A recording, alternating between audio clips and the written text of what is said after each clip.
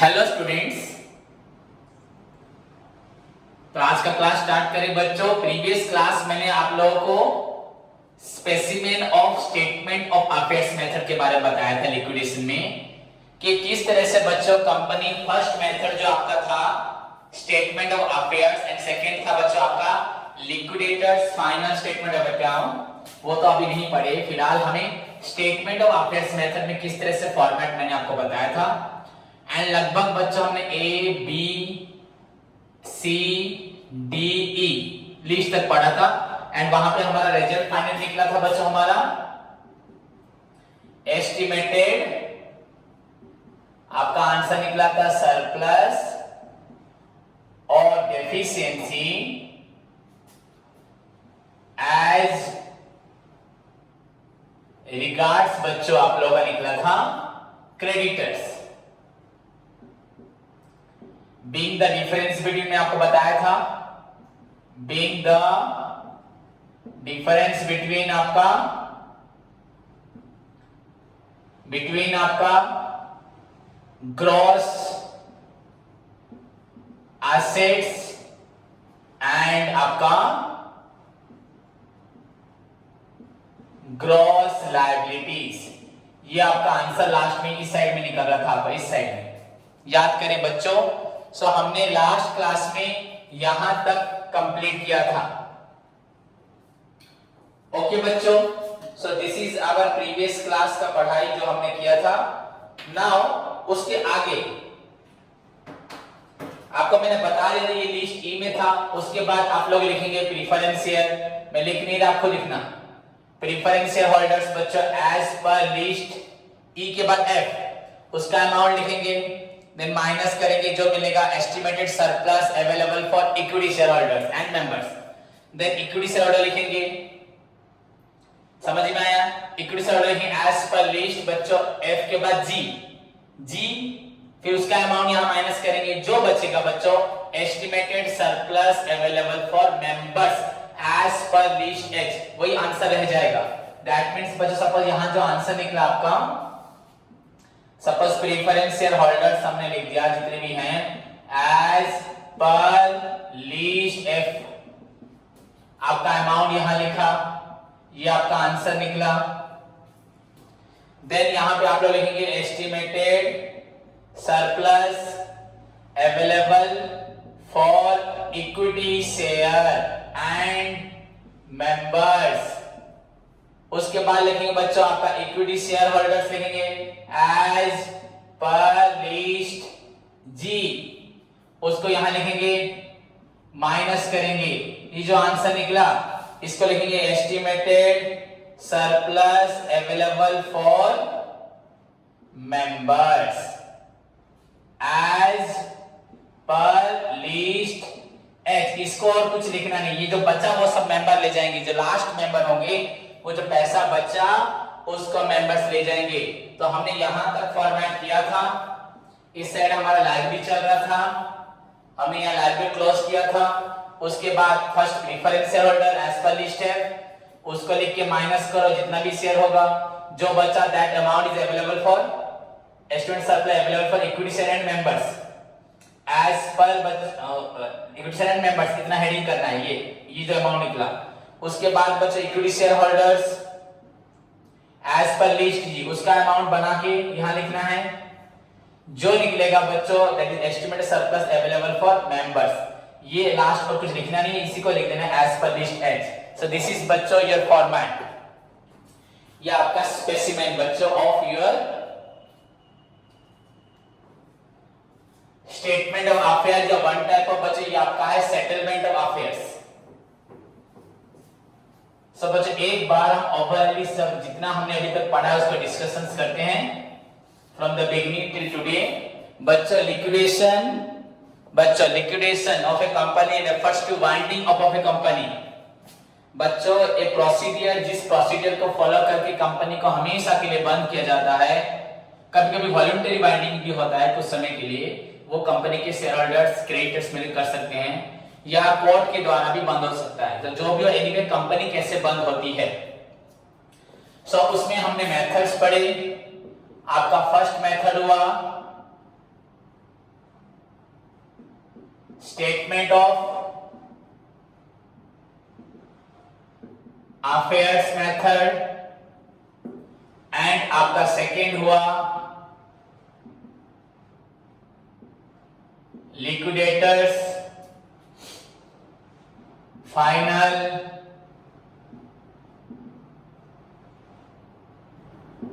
Statement of account. Liquidators final statement of account, एक statement of affairs method और एक liquidators final statement of account. तो बच्चों इस वाले को पढ़ रहे हैं। इसमें मैंने आपको लिखवाया था बच्चों, फर्स्ट मैंने आपको बताया था प्रोसीजर्स एंड आपको लिस्ट बताया था।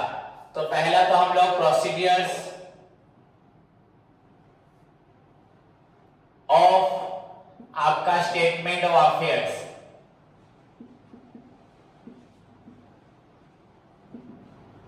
मेथड या procedures for the preparation of बच्चों स्टेटमेंट ऑफ अफेयर्स मेथड। कैसे आपका स्टेटमेंट ऑफ अफेयर्स मेथड बनेगा, उसका प्रोसीजर्स क्या है वो हम सभी को जानना है। किस तरह से हम लोग स्टेटमेंट ऑफ अफेयर्स मेथड्स बनाएंगे। क्लियर बच्चों? सो नो प्रॉब्लम, आप लोग प्रोसीजर्स निकालें, सभी स्टूडेंट्स प्रोसीजर्स निकालें। बच्चे एक बार समझ जाओगे, ओनली 2 प्रॉब्लम्स आपकी बुक में हैं। आपकी पूरी केस अगर पुरानी बुक फॉलो करेंगे तो 6 7 होगा। इस बुक में बच्चों ओनली 2 प्रॉब्लम्स है। सिंपली बच्चा एक दिन में खत्म कर सकता है, बस बेसिक समझना है। हमारे पास बच्चों क्या क्या अवेलेबल है। पहले बच्चों एसेट्स,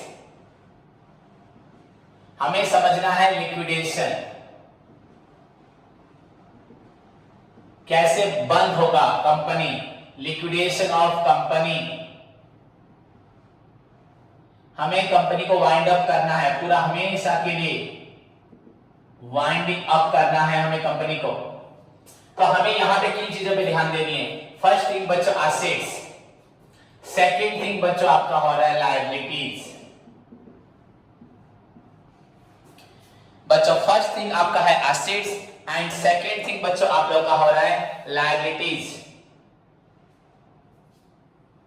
सो एसेट क्या है, लायबिलिटी क्या है बच्चे, इसमें क्या है। यहाँ पे एसेट्स को आपको फिक्स्ड एसेट्स, करंट एसेट्स या जो फाइनल अकाउंट में पढ़ रहे थे बच्चों, tangible asset, intangible asset, capital work in progress, work in progress under construction बच्चों, नॉन करंट एसेट्स, ये सब आपको closing stock, sorry inventories, receivable, cash equivalent item, trade receivable, current assets, other current assets, loans, advance, ये सब नहीं पढ़ना। यहाँ बस आपको एसेट्स को 2 चीजों में ध्यान देना है। एक नॉट प्लेज्ड और एक बच्चों आपका प्लेज्ड। मतलब जितनी एसेट्स हैं आपकी सारी एसेट्स को 2 कैटेगरी में। अगर कोई एसेट्स किसी को आपने किसी को दे रखा है, आपके पास कोई भी एसेट्स हो, वो आपका फिक्स्ड एसेट हो या आपका करंट एसेट हो, कोई भी फिक्स्ड एसेट चाहे टैंजिबल हो चाहे इंटैंजिबल हो चाहे आपका इन्वेस्टमेंट्स हो, कोई भी करंट एसेट्स हो बच्चों, चाहे आपका वो कैश हो, चाहे आपका रिसीवेबल्स हो, चाहे आपका प्रीपेड हो, चाहे एक्रूड हो या स्टॉक्स हो, इन्वेंटरी हो, लूज टूल हो, कुछ भी हो, आपकी सारी एसेट्स एक्सेप्ट बच्चों यहां पे जो एसेट्स अगर हमने किसी को मॉर्गेज दिया हुआ है, अगर हमने मॉर्गेज दिया है तो वो चला जाएगा आपका प्लेज में। मतलब बच्चों ये सब नॉट मॉर्गेज्ड, बच्चों ये सब मॉर्गेज नहीं हुआ होगा, किसी को हमने नहीं दिया होगा, प्लेज्ड नहीं होगा, हमने ये एसेट्स किसी को नहीं दी होगी, ये सब एसेट्स प्लेज्ड नहीं होगी। एंड ये एसेट्स बच्चों यहां पे भी आपका कुछ भी हो सकता है, पर हमने एक्चुअली फिक्स्ड एसेट को मॉर्गेज देंगे। मॉर्गेज किसको देंगे? लैंड, बिल्डिंग, प्लांट, मशीनरी, इसको मॉर्गेज देंगे, अपनी शेयर को मॉर्गेज देंगे। तो बच्चों ये सब दोस्त which are mortgaged, मतलब जो सब बच्चों आपका मॉर्गेज में है, जो हमने दिया हुआ है, उसको बोलते हैं बच्चों pledged. So you need to calculate बच्चों the total of asset. This is the basic that I am telling you now बच्चों, जिसको अगर कोई भी स्टूडेंट्स पूरा अच्छे से फॉलो करेगा, I think बच्चों in your career of liquidation you will never have to face any problem in respect of any type of question to liquidate the company. so far as your any types of बच्चों your coming exams are concerned in your future, अगर बाहर भी जाके आप CA, CMA, CS में भी अगर आपको ये पढ़ाई पढ़ने को मिलता है तो भी if you follow my guidelines, this instructions not my guideline, ये तो आपका कंपनीज लॉ में है, बस अभी जिस तरह मैं समझा रहा हूं आप उसको फॉलो करेंगे। सो आई एम डैम श्योर बच्चों आप लोगों में से किसी को भी एक थोड़ा सा डिफिकल्टीज नहीं होगा, बस क्वेश्चन को समझना आपकी वो आपका पहला स्टेप्स होगा, बट इसको समझ के आप कर सकते हो। So overall liquidation of company means बच्चों winding up of a company, तो हमें कंपनी को बंद करना है, नो डाउट। नाउ कंपनी को बंद करने के लिए किसको बुलाया जाएगा बच्चों, ऑफिसर असाइनी या लिक्विडेटर। बच्चों लिक्विडेटर को बुलाया जाएगा जो आगे कंपनी को बंद करेगा, उसका काम क्या है, सारी एसेट्स को निकालेगा, उसके बाद वन आफ्टर वन सारी लायबिलिटी, जितनी लायबिलिटी को बच्चों पेमेंट करेगा, अगर बच जाएगा तो वो पैसा प्रीफरेंस शेयर को,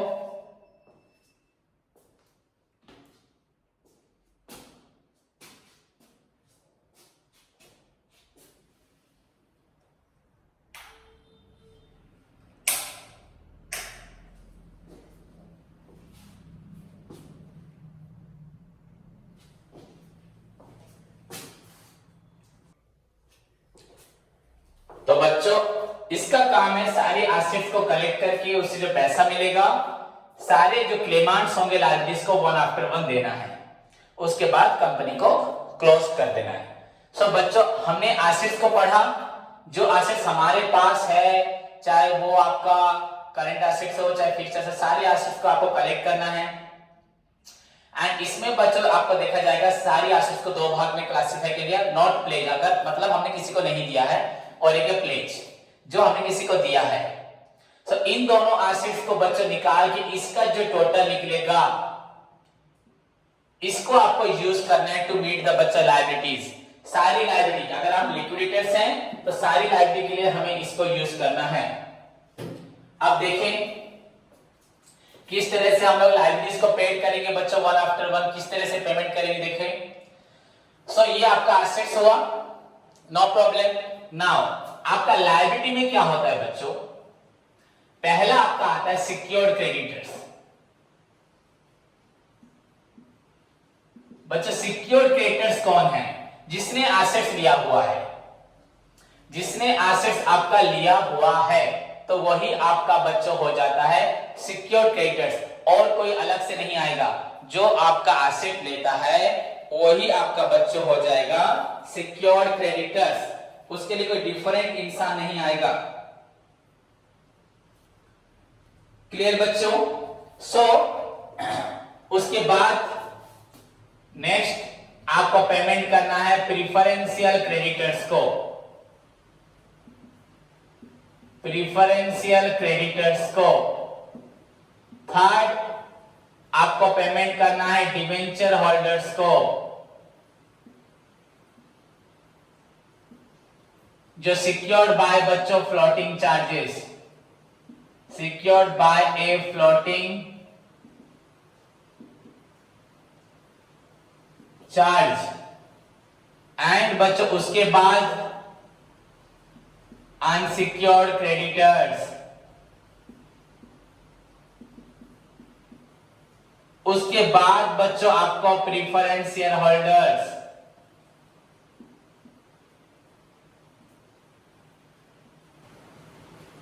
उसके बाद बच्चों आपको इक्विटी शेयर होल्डर्स। इस तरह से आपको पेमेंट करना है। एंड फाइनली बच्चों आपको जो अदर मेंबर्स बच जाएंगे कंट्रीब्यूटरीज, ये सभी मेंबर्स ही होते हैं। सो बच्चों ये है सीक्वेंस। अब आपको फिर से सीक्वेंस को समझाता हूं। तो पहले अगर हम लोग आपका प्रोसीजर्स को पढ़ते हैं तो जो प्रोसीजर्स मैंने आपको लिखवाया था आप उस प्रोसीजर्स को वन आफ्टर वन प्रोसीजर्स पढ़ें। सभी स्टूडेंट्स अपना नोट्स निकालें। बच्चों डे बिफोर यस्टरडे मैंने जो क्लास में आपको procedure for the preparation of statement of affair method में बताया था बच्चों, आपका स्टेटमेंट ऑफ अफेयर मेथड में, स्टेटमेंट ऑफ अफेयर्स मेथड में जो मैंने आप लोगों को प्रोसीजर्स बताया था, ये आपका नंबर 1 मेथड है। तो इसी मेथड की प्रोसीजर्स को सभी स्टूडेंट्स निकालें। एंड बच्चों पढ़ें क्या लिखा है, देखो मेरे साथ पढ़ो। First of all take all the assets which are not specifically pledged. Take all the assets no matter whether it is tangible, intangible, capital work in progress, आपका intangible assets under construction हो, या आपका non current investments हो, या आपका trade receivable हो, cash equivalent items हो, आपका इन्वेंटरीज हो, लोन्स एंड एडवांसेस गिवन हो, या अदर आपका करेंट एसेट्स हो, नो मैटर बच्चों, सारी assets which are not pledged, इन सभी को लेना है। मुझे सभी स्टूडेंट्स कृपा करके अच्छे से सुने, इसी में आंसर हो जाएगा। First of all take all the assets बच्चों नॉट प्लेज्ड, जो किसी को हमने एज सिक्योरिटी नहीं दिया for the payment of debt और परफॉर्मेंस ऑफ प्रॉमिस। हम आपका पैसा, सपोज मैं किसी से 1 लाख रुपए लेता हूं, तो वो मुझे बोलता है भैया आप मुझे कुछ मॉर्गेज दो, मॉर्गेज दो, मॉर्गेज देने से हम सिक्योर होंगे कि आप अपना प्रॉमिस पूरा करेंगे, पैसा देंगे और अपना मॉर्गेज ले लेंगे, ठीक है। सो बच्चों मैंने अपना सिक्योरिटी क्यों दिया, एज ए बच्चों गारंटी उसको दी कि मैं अपना प्रॉमिस पूरा जिस दिन कर दूंगा आप मेरा सिक्योरिटी रिटर्न करना। सो फर्स्ट ऑफ ऑल बच्चों take all the assets which are not pledged. Okay बच्चों, तो इस एसेट्स को आपको रियलाइजेबल वैल्यू लिखना है। रियलाइजेबल वैल्यू का मतलब आपके पास क्वेश्चन में बैलेंस शीट होगा, वहां पे सबका अमाउंट लिखा होगा, डेब्टर हो, cash in hand, cash at bank, plant machinery, land building, सबका वैल्यू होगा। पर आपको देखना है वो बैलेंस बच्चों, हर एसेट का वैल्यू हम लोग प्रीवियस ईयर क्लोजिंग डेट पे करते हैं। आज लिक्विडेशन हो रहा है, जरूरी नहीं है कि लिक्विडेशन आपका 31 मार्च को ही होगा।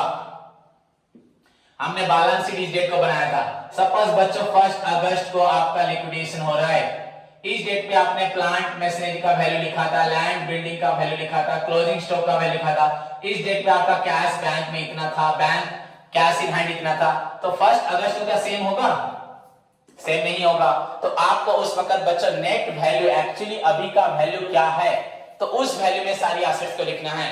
लिक्विडेटर का काम है फर्स्ट ऑफ ऑल सारी assets which are not pledged at बच्चों नेट वैल्यू में, नेट रियलाइजेबल वैल्यू, अभी उसका वैल्यू क्या है। आई डोंट थिंक बच्चों अगर मेरी बात को कोई स्टूडेंट सुनेगा या इस क्लास को दुनिया में कोई भी टीचर देखेगा, ये टीचर बोल रहा नॉट द स्टूडेंट बच्चों, सो उसको कभी भी किसी भी एंगल से लिक्विडेशंस के बारे में जानना करने के लिए कभी भी कोई दिक्कत होगी। But the basic point, the main thing is that बच्चों आप लोग मेरी बात को कितने अच्छे से सुनते, समझते हैं, इसको फॉलो करते हैं, वरना ये क्लासेस मीनिंगलेस हो जाएगा। सो बच्चों आपको नेट रियलाइजेबल वैल्यू लेना है, assets not specifically pledged. Okay बच्चों, उसके बाद कोई जरूरत नहीं है बच्चों पढ़ने का। उसके बाद find out the assets which are specifically pledged, इसको निकालना है। देन बच्चों add the assets not pledged with the assets बच्चों प्लेज्ड, इस एसेट्स का इस एसेट्स को निकालना है, टोटल करना है। इसको निकाल लिया मतलब ये आपका टोटल एसेट्स हो गया। नाउ लिक्विडेटर्स लायबिलिटीज में किस किस को पेमेंट देना है ढूंढेगा।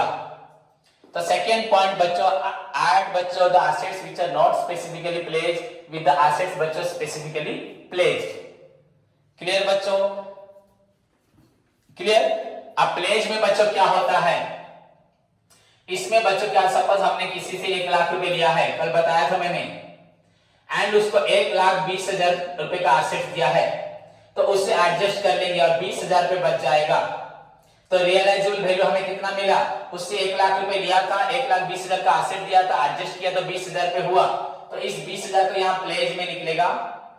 तो अभी आपका नॉट प्लेज का जो भी अमाउंट होगा प्लस ये अमाउंट को लेके हम सारी लायबिलिटी को वन आफ्टर वन मीट करेंगे।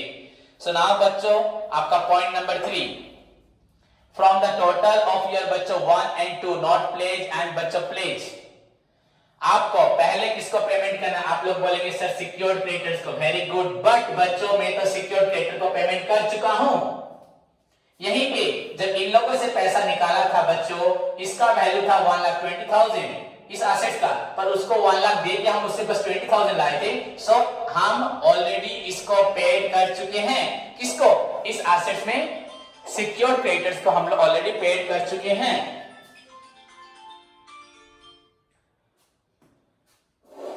हेलो, हाँ क्लास, हाँ हाँ। तो बच्चों आपको यहां पे मालूम पड़ेगा, तो हमने ऑलरेडी बच्चों जब ये अमाउंट निकाला था एसेट्स प्लेज बच्चों, उस वक्त हम लोग क्रेडिटर्स को पेमेंट कर चुके थे। Now from the total of assets not specifically pledge and after assets बच्चों स्पेसिफिकली प्लेज आफ्टर बच्चों adjusting the amount of secured creditors, तो उसका पेमेंट हो चुका है। Now it's time to first meet the payment of your preferential creditors. तो इसका answer निकालते वक्त ही बच्चों सिक्योर्ड क्रेडिटर का पेमेंट हो जाएगा। ओके बच्चों, देन उसके बाद आपका नेक्स्ट स्टेप क्या होगा? नाउ फ्रॉम बच्चों जो आंसर निकलेगा after meeting the payment of your preferential creditors बच्चों, द अमाउंट जो बचेगा that amount is utilised to meet the payment of बच्चों डिवेंचर होल्डर्स। क्लियर? वो पेमेंट आप डिवेंचर होल्डर को देंगे। उसके बाद बच्चों डिवेंचर होल्डर को पेमेंट देने के बाद अगर कुछ बचता है तो that amount is utilised for बच्चों अनसिक्योर्ड क्रेडिटर्स।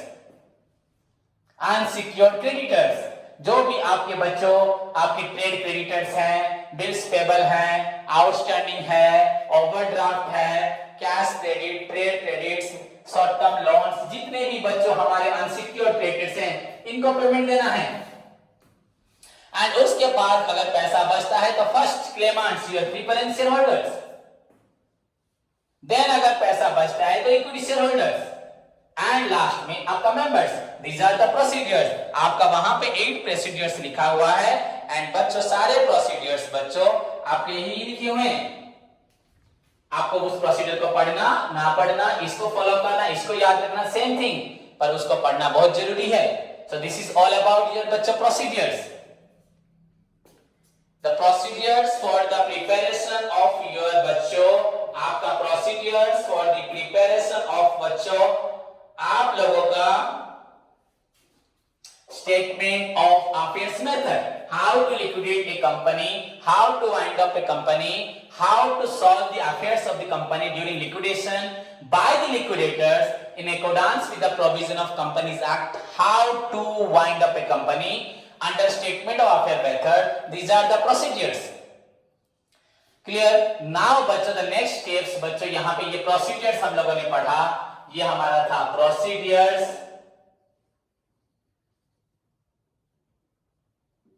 उसके बाद बच्चों हमें पढ़ना है, उसके बाद बच्चों मेरी थ्योरी को जो मैं बोल रहा हूं सभी स्टूडेंट्स पूरा ध्यान से सुने, बिल्कुल भी इस क्लास को इग्नोर ना करें।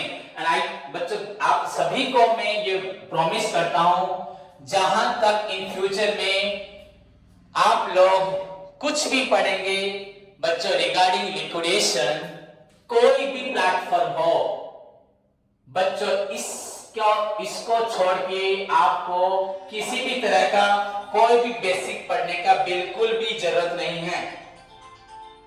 पूरा कंप्लीट बच्चों बेसिक यहीं पे है। हेलो, हाँ हेलो, गुड मॉर्निंग।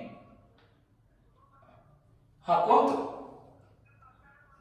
हाँ पढ़ा दिन वर्षा हेल्ला छाड़ा तो नाले पढ़ा, ठीक है जी, ओके देखो तो वर्षा चली जाएगी। तो बच्चों आपका कोई भी किसी भी लेवल का आपको पढ़ाई आपका लिक्विडेशन करना है, this is the basic fundamental. इसके साथ बच्चों the another thing for the liquidation के लिए वो आपका है बच्चों लिस्ट्स। बच्चों lists to be attached. List बच्चों, what are the list? Very simple, आप सभी को मालूम होगा बच्चों माने किस लिस्ट, आपका लिस्ट यहाँ पे बच्चों A B C D E F G H तक लिस्ट है। अकॉर्डिंग टू बच्चों लिक्विडेशन आपका जो कंपनीज एक्ट में जिस तरह से होता है उसके हिसाब से बच्चों H लिस्ट में आपका किस लिस्ट में क्या आता है। सो फार एज योर बच्चों लिस्ट A इज कंसर्न, अगर हम लिस्ट A की बात करें, ध्यान से सभी स्टूडेंट देखें मैं जो बोल रहा हूं, आपका लिस्ट A की बात करें, सो बच्चों लिस्ट A आपका हुआ नॉट प्लेज एसेट के साथ, assets which are not pledged, this is your list A. Then बच्चों लिस्ट